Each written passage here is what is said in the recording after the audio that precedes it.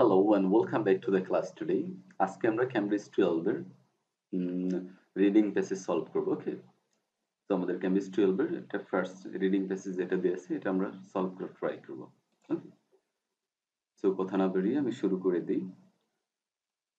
এটা হচ্ছে reading passage 1। এখানে বলা আছে you should spend about 20 minutes on questions 1 to 13 which are based on reading page 1 below. Okay, so 1 to 13 পর্যন্ত question দেয়া আছে এখানে।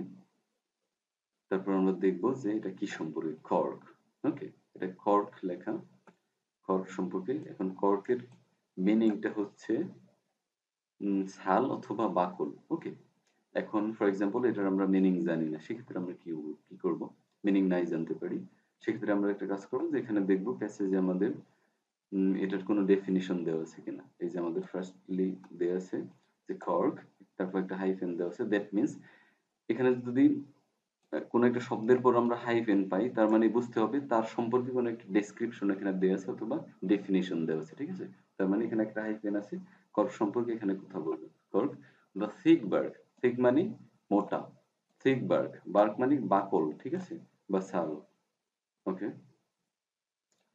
Thick bark of the cork oak tree, cork oak ট্রির কি একটা মোটা ছাল, ঠিক আছে, মোটা ছাল অথবা মোটা বাকল, এটা হচ্ছে কর্ক। ওকে, এখন আমরা প্যাসেজটা পড়বো না, আগে দেখবো আমরা কি কি কোয়েশ্চেন এখানে আছে। আমরা আইএলটিএস পরীক্ষার সময় আমরা যে প্যাসেজটা আগেই পড়বো না, আমরা দেখবো কোয়েশ্চেন গুলো কি কি আছে। এখন আমরা দেখি কোয়েশ্চেন গুলো আমাদের কি কি আছে। এখানে আছে কোয়েশ্চেন 1 to 5, এখানে দেয়া আছে true false and not given. Okay, so এই কোয়েশ্চেন প্যাটার্ন সম্পর্কে আমি যদি ফার্স্টলি একটু কথা বলে নিই, সেটা হলো true false or not given, এই ক্ষেত্রে আমাদের আনসার গুলো সিকোয়েন্স মেনটেন করবে। কি মেনটেন করবে? সিকোয়েন্স মেনটেন করবে। দ্যাট মিনস আমরা যেখান থেকে প্রথম কোয়েশ্চেনের আনসার পাবো ঠিক পর থেকেই আমরা তার পরের কোয়েশ্চেনের আনসার গুলো পেতে থাকবো। ঠিক আছে, হয়তো বা তার পরের প্যাসেজ থেকে, বাট সিকোয়েন্স মেনটেন করবে, সিরিয়ালি যাবে, উপর থেকে নিচে আসবে।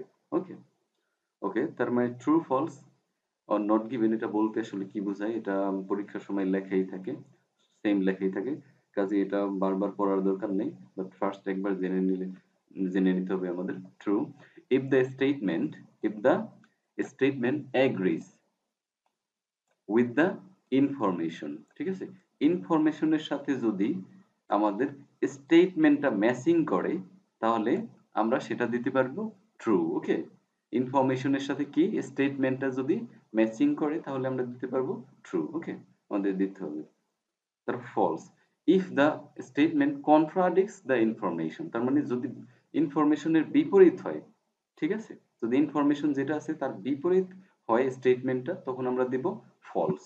ওকে, এখন স্টেটমেন্ট কোনটা আর ইনফরমেশন কোনটা? ওকে, স্টেটমেন্ট হচ্ছে আমাদের যে কোয়েশ্চেন গুলো আছে এগুলো হচ্ছে আমাদের স্টেটমেন্ট, এন্ড ইনফরমেশন যেটা আমাদের আমরা প্যাসেজে পাবো, ঠিক আছে, আমরা ফুল প্যাসেজে ছোট ছোট প্যারা হিসাবে যেগুলো পাবো, প্যারাগ্রাফ, এই প্যারাগ্রাফ গুলো হচ্ছে আমাদের এক একটা ইনফরমেশন। ওকে, তারপর নট গিভেন এটা কি? If there is no information on this, যদি কোনো ইনফরমেশন না থাকে, যদি কোনো ইনফরমেশন না থাকে, সেই ইনফরমেশন সম্পর্কে যদি ডিসকাশন না থাকে, যদি আলোচনা করা না হয়, ঠিক আছে, ওই ইনফরমেশন সম্পর্কে যদি আলোচনা না করা হয় তাহলে ওটা হবে নট গিভেন, মানে দেওয়া নাই, নট গিভেন। ঠিক আছে, সো আমরা কি করব, এট ফার্স্ট আমরা দুটো কোয়েশ্চেন নেব, দুটো কোয়েশ্চেন ভালোভাবে পড়বো এবং সেটা কি করব, আমাদের ইনফরমেশন পড়বো, ওই যে প্যাসেজে গিয়ে পড়বো, প্যারাগ্রাফ পড়বো, প্যারাগ্রাফের সাথে এগুলো ম্যাচিং করার ট্রাই করবো। ঠিক আছে, তারপর যদি ম্যাচিং, যদি ইনফরমেশনের সাথে স্টেটমেন্ট মিলে যায় তাহলে আমি আবারও বলি সেটা ট্রু হবে, আর যদি ইনফরমেশনের সাথে স্টেটমেন্টটা যদি মিলে না যায় তাহলে সেটা হবে ফলস, আর যদি ইনফরমেশনটা দেয়া না থাকে তাহলে কি, অথবা ইনফরমেশনটাই নাই, ঠিক আছে, তাহলে সেটা হবে নট গিভেন। ওকে, আমরা ফার্স্ট কোয়েশ্চেনটা পড়ি। দ্য কর্ক ওক, এটা হচ্ছে সাবজেক্ট আমাদের।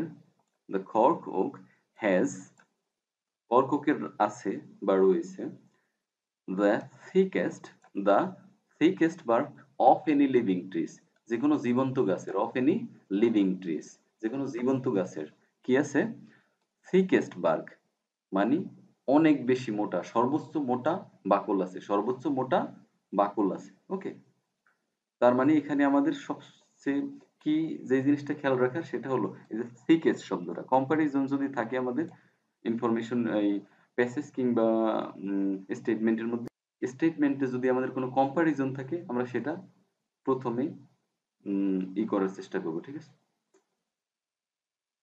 আমরা যদি দেখি যে স্টেটমেন্টের মধ্যে আমাদের কোনো কম্পারিজন আছে ওটার প্রতি আমরা ভালোভাবে নোটিস করব। ঠিক আছে? ওকে। এটা আমাদের তার মানে first question the cork has the thickest bark of any living trees. ঠিক আছে? তোর কর্ককের কি আছে? অ্যাম সবচেয়ে মোটা বার্ক আছে। ঠিক আছে? Of any living trees. যেকোনো জীবন্ত গাছের। তার পরের কোয়েশ্চেনটা হলো সায়েন্টিস্টরা হ্যাভ ডেভেলপড ডেভেলপ করছে। এখন ডেভেলপের বাংলা কি? আমরা কিন্তু ডেভেলপের বাংলা জানি উন্নয়ন করা। ঠিক আছে?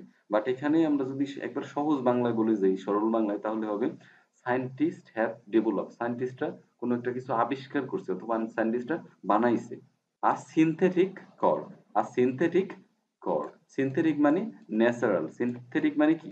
ন্যাচারাল। ওকে? প্রাকৃতিক। একটা কর্ড বানাইছে তারা। কারা বানাইছে? তারা বানাইছে। Okay? With the same cellular structure, the same cellular structure একবারে একই রকম স্ট্রাকচার দিয়ে তারা কি করছে একটা সিনথেটিক কর্ক বানাইছে। ঠিক আছে? এই জিনিসটা খেয়াল রাখতে হবে আমাদের। এটা খুবই গুরুত্বপূর্ণ আমাদের প্যাসেজের সাথে মিল করার জন্য যে সেম স্ট্রাকচার দিয়ে বানাইছে কিনা as natural cork, natural cork হিসেবে। ঠিক আছে? সিনথেটিক কর্কটাই ন্যাচারাল কর্ক। ওকে? তার মানে আমরা প্যাসেজে গিয়ে দেখব যে সায়েন্টিস্টরা কিছু ডেভেলপ করছে কিনা এটা সম্পর্কে আলোচনা আছে কিনা। যদি ডেভেলপ করে থাকে তাহলে সেটা যেটা ডেভেলপ করেছে সেটা সেম স্ট্রাকচার দিয়ে তৈরি করেছে কিনা। ঠিক আছে? এই দুটো জিনিস দেখবো আমরা। তার আগে আমরা দেখে নেই the cork oak has the thickest bark of any living trees. এই ইনফরমেশনটা ওখানে আছে কিনা। থিকেস্ট কর্ক ওকের আছে কি? থিকেস্ট বার্ক। ঠিক আছে? তাহলে আমরা ফার্স্ট কোয়েশ্চেন ফার্স্ট প্যাসেজটা শুরু করে দেই। Okay. Cork oak the thickest bark of the cork oak tree is a remarkable material. একটা remarkable material. Okay? It is tough, elastic. Okay. এখানে আগে একটু করে নেই। এখানে কিন্তু আমাদের thick bark কথাটা আছে। ওখানে ছিল আমাদের thickest bark. ঠিক আছে? ওকে। আমরা আরেকটু পড়ি দেখি আমাদের আর কোনো এই ইনফরমেশন আছে কিনা এবং ওখানের সবচেয়ে গুরুত্বপূর্ণ বিষয় যেটা আমাদেরকে বলার কথা সেটা হচ্ছে thickest bark. ঠিক আছে?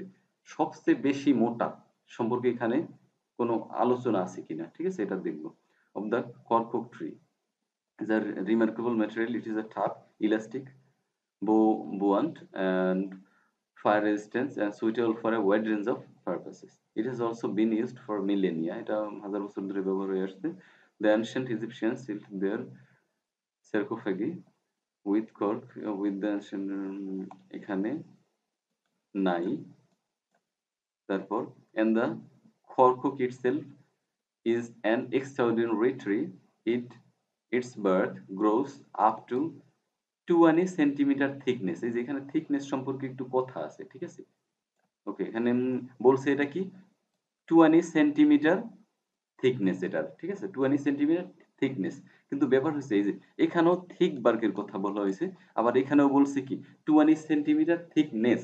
কিন্তু একটা জিনিস খেয়াল রাখেন আমাদের কোয়েশ্চেনে কি ছিল? আমাদের কোয়েশ্চেনে ছিল এই কর্ক ওকটা থিকেস্ট বার্ক। এটা কি? সবচেয়ে থিকেস্ট, সবচেয়ে মোটা। এখন আমরা দেখব আ যে সবচেয়ে থিকেস্ট কথাটা ওখানে আছে কিনা বা এই সম্পর্কে আলোচনা করা হয়েছে কিনা। তো আমরা এখানে ফার্স্ট পাইছি হচ্ছে থিক বার্ক। আর এখানে পাইছি আমরা 20 centimetre in thickness. Thickness 20 centimetre. তার মানে সবচেয়ে থিক কিনা এই কথাটা কিন্তু এখানে বলে নাই। আবার খেয়াল করেন বিষয়টা। এটা অনেকে হয়তোবা ভুল আনসার দিতে পারেন যে থিক, থিকেস্ট। ঠিক আছে? এটার মধ্যে কিন্তু অনেক পার্থক্য আছে। ফর এক্সাম্পল কম্পারিজন যে ব্যাপারগুলো থাকে পজিটিভ, সুপারলেটিভ, কম্পারেটিভ এই ডিগ্রি গুলো ঠিক আছে? এগুলোর মধ্যে এই ওয়ার্ড গুলোর মধ্যে আমাদের খেয়াল রাখতে হবে। ঠিক আছে? ওখানে বলছে থিকেস্ট। এখানে আমরা দেখব থিকেস্ট কিনা। যদি থিকেস্ট সম্পর্কে কোনো আলোচনা থাকে যে থিকেস্ট এটা হ্যাঁ থিকেস্ট অথবা না। এটা হলে ট্রু অর ফলস দেয়া যাবে। ঠিক আছে? যদি থিকেস্ট সম্পর্কে আলোচনা না থাকে তাহলে আমরা নট গিভেন দিব। তার মানে এখানে 20 সেন্টিমিটার থিকনেস বলছে। আর এখানে বলছে আমাদের কি থিকেস্ট। ঠিক আছে? থিকেস্ট বার। তার মানে থিকেস্ট বার সম্পর্কে কিন্তু আমাদের ওখানে আলোচনা নাই। দ্যাট মিনস এটার আনসার আমাদের কি দিতে হবে? Not given. ঠিক আছে? Not given. Okay, okay, NG, not given. Okay, তাহলে এটার আনসার হলো নট গিভেন। ওকে, এখন দেখবো আমরা সেকেন্ড কোয়েশ্চেনটা। সায়েন্টিস্ট হ্যাভ ডেভেলপড, সায়েন্টিস্টরা বানাইছে কিছু একটা, এ সিনথেটিক কর্ক, একটা natural cork with the same cellular structure. এখানে দুটো বিষয় খেয়াল করবো যে আমরা সায়েন্টিস্টরা কিছু বানাইছি কিনা এবং সেটা সেম স্ট্রাকচারে কিনা। ওকে, সো আমরা যেখানে লাস্ট আনসার পাইছিলাম সেটা এখানে থিকনেস, ঠিক আছে। এটার এটার সেন্টেন্সটা শেষ হয়ে গেছে এখানে গিয়ে। এটা আমরা চাইলে পড়তে পারি, insulating the tree like a coat wrapped round the trunk and branches and keeping the inside at a constant one is branches and keeping the inside এগুলো round। এই পর্যন্ত আমাদের সেন্টেন্সটা শেষ হয়েছে। তার মানে এখানে আমাদের কি আর ওই সম্পর্কে ইনফরমেশন নাই। তারপর আমরা দেখব এই যে ডেভেলপড পাইছি, তার মানে ওখানে কিন্তু সায়েন্টিস্টরা ডেভেলপ করেছিল এরকম একটা কথা পাইছিলাম ওখানে। তার মানে ডেভেলপড আমরা পাইছি। তারপর দেখি কি অবস্থা। Develop most probably as a defence against forest fire, the bark of the cork has a particular cellular structure। এই যে আমাদের কিন্তু ডেভেলপ কথাটাও আছে এবং সেলুলার স্ট্রাকচার কথাও আছে, ঠিক আছে। যে এখানে আমাদের যে ছিল যে সায়েন্টিস্টরা কিছু একটা ডেভেলপ করছে সিনথেটিক কর্ক এবং সেটা সেম স্ট্রাকচারে সেলুলার স্ট্রাকচার, কিন্তু সেলুলার স্ট্রাকচার সম্পর্কে ওখানে আলোচনা করা আছে এবং ডেভেলপ যে করছে সেটাও আলোচনা করা আছে। এখন আমরা সেম কিনা ওটা একটু দেখবো ভালোভাবে, ঠিক আছে। ওকে, তাহলে develop most probably as a defense against forest fires, the bark of the cork has a particular cellular structure with about 40 million cells per cubic centimeter।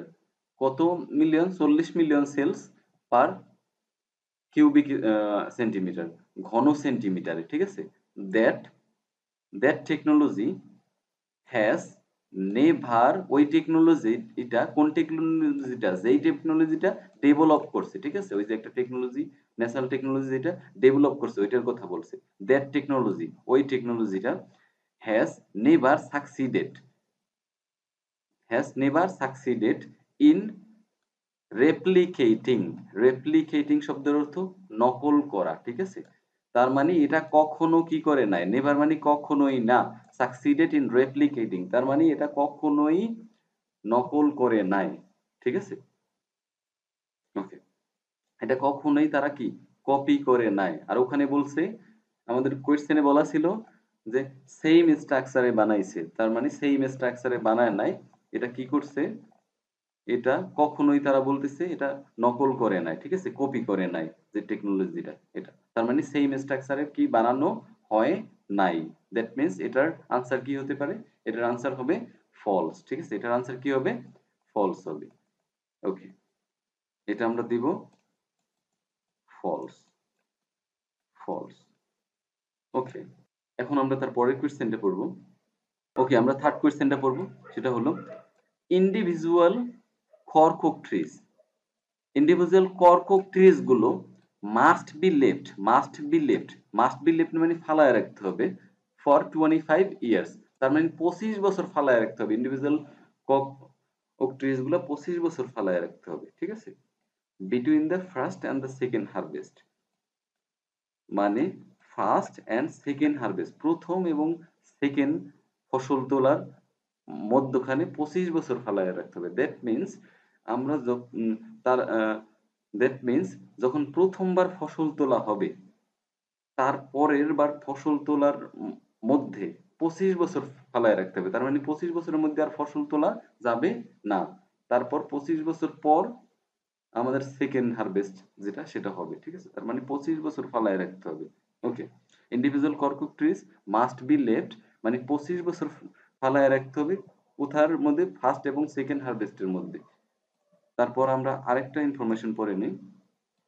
কর্কবার্গ should be stripped, cork bark subject should be stripped, তোলা উচিত, ঠিক আছে। কর্কবার্গ তোলা উচিত in dry atmospheric conditions, যেটা শুষ্ক মৌসুমে, ঠিক শুষ্ক আবহাওয়ায়, ঠিক আছে। Dry atmospheric conditions. ওকে, তাহলে আমরা প্যাসেজে যাই। তার আগে আমরা একটু এটা আরেকবার দেখি যে ইন্ডিভিজুয়াল ক্রপ ট্রিজ গুলো কি 25 বছর ফালায় রাখতে হবে between the first and second harvest. Okay, এখন দেখি আমরা ওখানে যে গিয়ে সহজে খুঁজবো যে এখানে 25 বছর বা কোনো অ্যামাউন্ট অফ ইয়ার্স আছে কিনা যে এত বছর ফালায় রাখতে হবে এমন কিছু। ওকে, আমরা যেখানে শেষ করেছিলাম সেখান থেকে রেপ্লিকেটিং দ্য সেলস আর field with air with is why, আমরা দেখবো এখানে খুব দ্রুত পড়ে যাব যেহেতু আমাদের খুব দ্রুত প্রসেস এটা সলভ করতে হবে। ঠিক আছে, দেখে যাবো আমাদের কোনো amount of time or amount of year বলেছে কিনা। ঠিক আছে, ওকে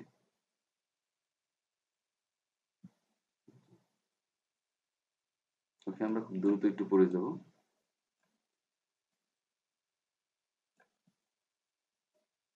ওকে, 20th সেঞ্চুরি না, কিছু বলে নাই, এই প্যারাগ্রাফটার মধ্যে কিছু বলে নাই, এটা বাদ।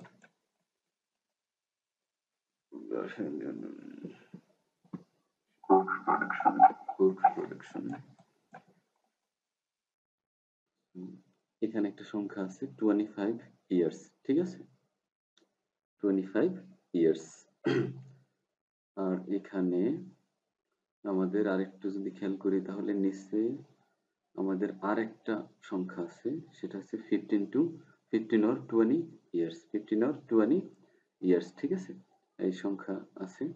এখন 25 ইয়ার্স আমাদের এখানে স্টেটমেন্টে কি ছিল যেন, must be lived for 25 years, 25 বছর ফালায় রাখতে হবে। এখানেও আমাদের আছে কি 25 ইয়ার্স, তার মানে সংখ্যা সংখ্যা মিলে গেলে কিন্তু আবার ঝামেলা, তখন কিন্তু এটা আমাদের কোনো ট্রাপে ফেলতে পারে। ঠিক আছে, তো সংখ্যা সংখ্যা মিলে গেলে ভাববেন না যে এটা আনসার। ওকে, সো তাহলে আমাদের কি করতে হবে, এটা ভালোভাবে একটু পড়তে হবে যে কি বলছে এখানে।